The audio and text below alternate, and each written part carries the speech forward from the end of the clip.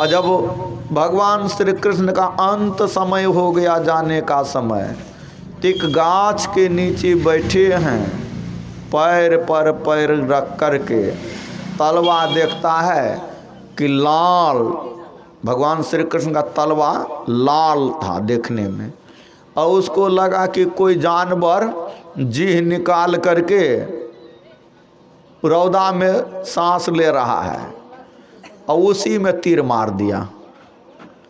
वो देखा रही तो भगवान श्री कृष्ण है। बोले घबराओ नहीं, तुमको मैंने मारा था कभी, इस बार बदला ले लिया, और इसी बहाने हमको इस संसार से जाना भी है। तो युधिष्ठिर महाराज, धर्मराज युधिष्ठिर, कौन थे धर्मराज, उसको भी एक बार झूठ बोलना पड़ गया था। भगवान श्री कृष्ण ने बोले कि बोलो, अश्वस्थामा हतो नरो वा कुंजरो। भीम ने अवंती देव के राजा के हाथी का नाम था अश्वस्थामा, उसको मार दिया। अब भीम जोर से हल्ला कर दिया, अश्वस्थामा मर गया। ये था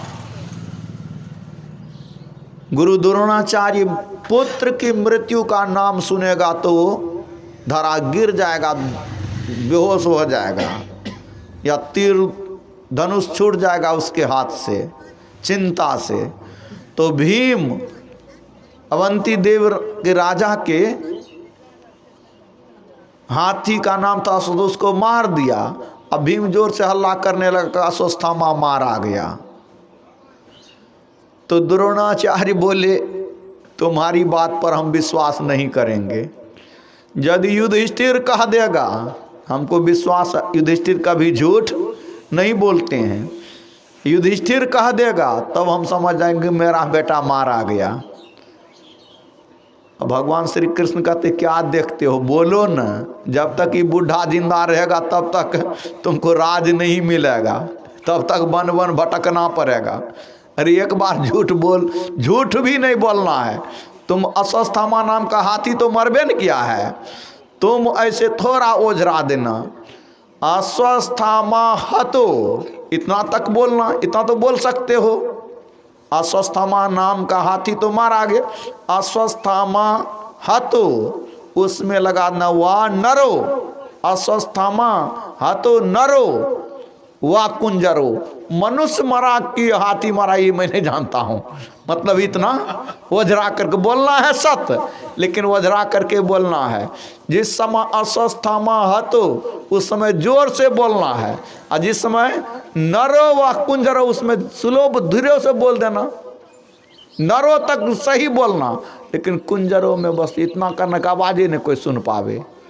इधर अब भगवान श्री कृष्ण तैयारे हैं, अश्वस्थामा हतो नरो व कुंजरो, कुंजरो में हाथी में, कुंजरो मतलब हाथी होता है, तो स्लो धीमी आवाज में बोले। अब भगवान श्री कृष्ण इतने जोर से शंख बजाए कि वो ध्वनि विलीन हो गई।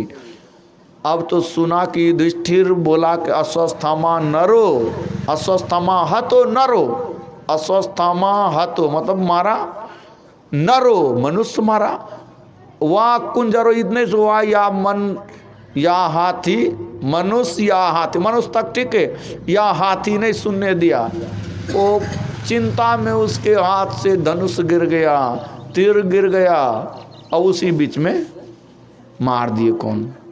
इसके चलते कहाँ जाना पड़ा, किनको? सबसे पहले शरीर छोड़ने के बाद नरके में गया है युधिष्ठिर महाराज। युधिष्ठिर धर्मात्मा थे, धर्मराज कहलाते थे। भगवान श्री राम स्वयं ब्रह्म का स्वरूप हैं, अवतार हैं। उससे पाप हो गया, हमसे आपसे पाप नहीं होगा ऐसा। लेकिन यदि हम समझे कि हमसे कोई पाप नहीं होता है, हमसे बढ़िया कोई नहीं है, तो ये हमारी मूर्खता है। हम इस बात को नहीं समझते हैं। मनुष्य हैं, बोलने में कहीं गलती हो जाती तो पाप हो जाता है, चलने में कहीं असावधानी हो जाती, किसी को ठोकर लग जाता है, कोई कितने कीड़े मरते हैं, कोई ठिकाना है।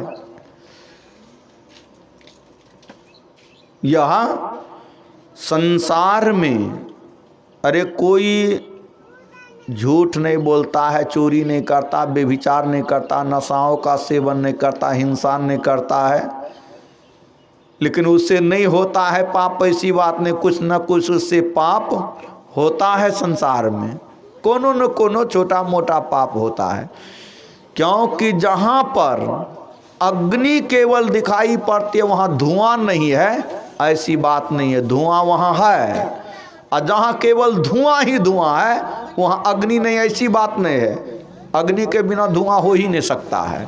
और उसी तरह केवल अग्नि है, अग्नि धुआं नहीं, ये भी नहीं, कुछ ना कुछ जरूर धुआं है। उसी तरह जहाँ केवल पुण्य करने वाले, पुण्य करने के बहाने कोनो न कोनो पाप हो जाता है, उसी तरह कोई केवल पापी आदमी है और उससे पुण्य नहीं होता, ऐसा नहीं होता है। वो पापे करने के चलते कोनो न कोनो पुण्य भी उससे हो जाता है, क्योंकि पाप के बिना वो जिंदा, पुण्य के बिना वो रह ही नहीं सकता है।